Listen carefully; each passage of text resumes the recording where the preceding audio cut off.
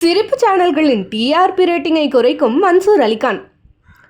நடிகர் மன்சூர் அலிகான் இந்த பெயரை கேட்டாலே நமக்கு கேப்டன் பிரபாகரன் படத்தில் இவர் செய்த அளப்பறைகள் தான் நினைவுக்கு வரும். சமீபத்தில் ரெட்ரோ சாங் வரிசையில் சக்கு சக்கு வத்திக்குச்சி சின்ன பொண்ணு பத்திக்குச்சி மயிலே மயிலே பாடலை பார்க்கும் 2K கிட்ஸ், யாருப்பா இது நம்ம மன்சூரா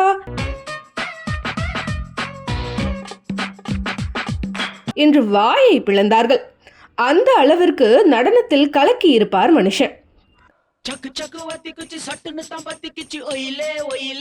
சினிமாவில் மிரட்டும் வில்லனாக வலம் வந்தாலும் அரசியலில் தான் ஒரு காமெடி பீஸ் என்று தொடர்ந்து நிரூபித்து வருகிறார். ஆரம்பத்தில் பாமகவுடன் பயணித்த இவர் அப்புறம் திடீரென அரசியல் ஞானம் பெற்று 1999ஆம் ஆண்டு பெரியகுளத்தில் புதிய தமிழகத்தின் வேட்பாளராக போட்டியிட்டு சுமார் 1 லட்சம் வாக்குகளை பெற்றார் என்றால் உங்களால் நம்ப முடிகிறதா? அதன் பின்னர் சுயேட்சையாகவும் தேர்தலை சந்தித்தார்.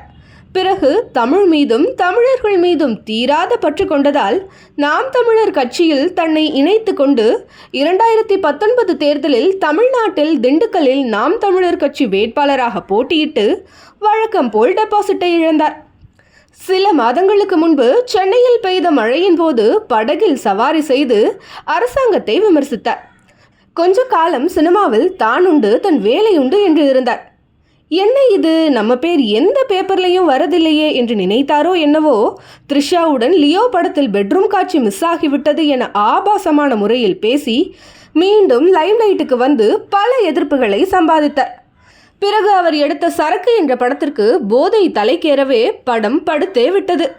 நடுவில் அரசியலுக்கு வெயிட்டீஸ் விட்டிருந்த மன்சூரை சும்மா விடுமா முதல்வர் ஆசை?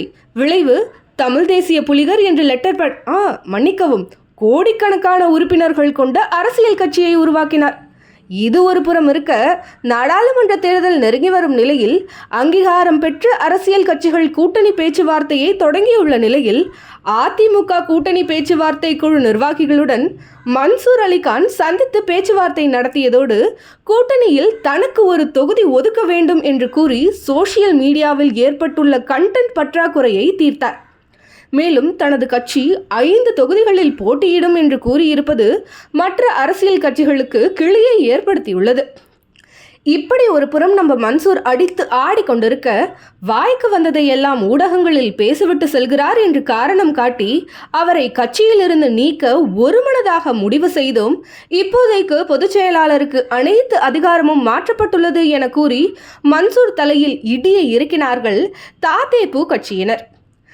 அடுத்து நம்ம தாதேபு கட்சி தலைவர், அதாங்க தமிழ் தேசிய புலிகள் கட்சி தலைவரின் நடவடிக்கையை மக்கள் மற்றும் அரசியல் வல்லுநர்கள் உற்று நோக்கி அவரின் முடிவுக்காக காத்து கிடக்கின்றனர். நாடாளுமன்ற தேர்தல் முடியும் வரை தாதேபு கட்சி போன்றவர்களால் சிரிப்பு சேனல்களின் டிஆர்பி ரேட்டிங் அதல பாதாளத்திற்கு சென்றுவிடும் போல.